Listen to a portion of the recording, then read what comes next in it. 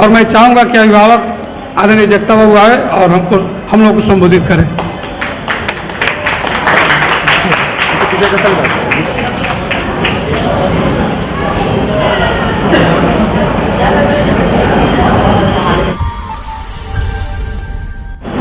बहुत दिनों के बाद मैं देख रहा हूं कि जिनके लिए गांधी जी ने आज़ादी का सपना देखा, जिनके लिए अंबेडकर साहब ने संविधान की रचना की और जिन लोगों के लिए लालू जी संघर्ष करते हुए आज जेलों में बंद हैं, उन सभी उनके शुभचिंतकों को मैं देख रहा हूं कि आज यहाँ इकट्ठे हैं, चाहे पुरुष हो चाहे महिलाएं हो। है लड़के रखो, तमाशा देखने वाले लोगों को बाहर चले जाना चाहिए। क्यों आए हो नहीं जानोगे, जहाँ जाओगे आपके साथी पूछेंगे आप नहीं बताओगे, तो मतलब यहाँ आने का क्या हुआ? भूलना मत, राजनीति तमाशा नहीं है, राजनीति एक राह है जहाँ से हर कमज़ोर और गरीब भी जिस रास्ते से गुजरते हुए अपने हक को पाएगा। अंबेडकर साहब, हम लोग जिनको माल्यार्पण किए हैं, यह केवल एक चित्र नहीं है बल्कि एक चरित्र है जो कमज़ोरों के लिए, गरीबों के लिए केवल अपने जीवन को नहीं जिया, बल्कि जब उनके हाथों में कलम आई आप सबों के लिए वर्तमान और भविष्य की रूपरेखा भी उन्होंने खड़ी की। इस राष्ट्र में तो कहा जा रहा था कि नहीं पढ़ने वाले, कमज़ोर लोग हैं, झुग्गी झोपड़ी में रहने वाले, अपने पैरों पर जो खड़ा नहीं है, जिनके शरीर पर वस्त्र नहीं है, उनको अधिकार देकर के क्या होगा? वोट का। भूल गए, वोट का अधिकार हवेली में रहने वाले और किला में रहने वाले लोगों के लिए कोई मायने नहीं रखता। रानी का बेटा यदि वोट दे या न दे उसका क्या बिगड़ता है? ये बैठे हुए यहाँ लोगों, जिन लोगों के सौभाग्य और भाग्य की सारी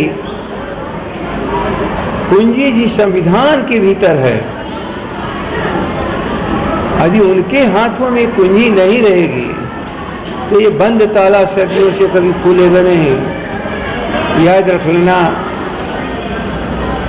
वोट के दिन किसी बुलाए में आकर के, किसी तत्कालिक, किसी सफ़ेद पोश के यदि आप दिग्भ्रमित होते हो तो न केवल अपने वर्तमान बल्कि आने वाली पीढ़ी के साथ भी आप कमजोरी दिखाते हो। हक लो, हक लेना ही पड़ेगा। और कोई हिंसक व्यक्ति का अब कोई आवश्यकता नहीं, अहिंसा के माध्यम से गांधी जी ने रास्ता बता दिया था। इसलिए भारत का लोकतंत्र आपको उतना ही बड़ा अधिकार दिया जितना किसी रानी के कोख से पैदा हुआ किसी राजा को है। और इसीलिए समाजवादी पार्टी, डॉक्टर राम मनोहर लोहिया के शिष्य हम सभी लोग कर्पूरी ठाकुर जी के सहयोगी नारे लगाते थे अपने जीवन में, रानी हो या मेहतरानी का बेटा, सबकी शिक्षा एक समान। नहीं हो रही है एक शिक्षा समान, इसलिए कि आप अपने अधिकारों के लिए जिनको ताकत देना चाहे वो कभी कभी बात बिगड़ जाती है। आदरणीय लालू जी को आप सबों ने 90, 95, 2000 तक जहाँ बना करके रखा और जिनके लिए वो अपनी सारी ताकत और कुव्वत लगा दिया, आज इस देश के पूंजीपति, धार्मिक उन्मादी, जाति पात का नारा देने वाले, सबको बांट करके राज करने वाले लोग समझते हैं कि लालू प्रसाद एक ऐसी हैसियत है, यदि एक बार सड़कों पर झुग्गी झोपड़ी वालों के पास में निकल जाता था तो उसके पीछे पूरी जमात खड़ी हो जाती थी। याद रख लीजिए, लालू प्रसाद एक व्यक्ति नहीं, यहाँ बैठे हुए सभी लोग आपकी ताकत है। वो वही शख्स रात को फुटपाथ पर भी सोने वाले को शरीर में कंबल डाल दिया करता था कि जाड़े में ठिठुरते हुए लोगों को कहीं पर परेशानी ना हो। किस तरह से अपने जीवन को उन्होंने सजाया और आपके लिए काम किया, आप सबों को जानकारी है। छोड़ दो, हम जानते हैं कि बेचारे सुबह से सब लोग आए हैं, 5 बजने का अब समय होने जा रहा है, भूख लगी होगी, स्वाभाविक है। घर पर भी बच्चे इंतजार कर रहे होंगे, इसलिए जाने का जो प्रयास लोग कर रहे हैं वो स्वाभाविक है। लेकिन सभी साथियों में आपसे कहना चाहता हूँ, संतोष भारती जी जैसा आपको अध्यक्ष मिला है जो आपकी हक की लड़ाई लड़ेगा।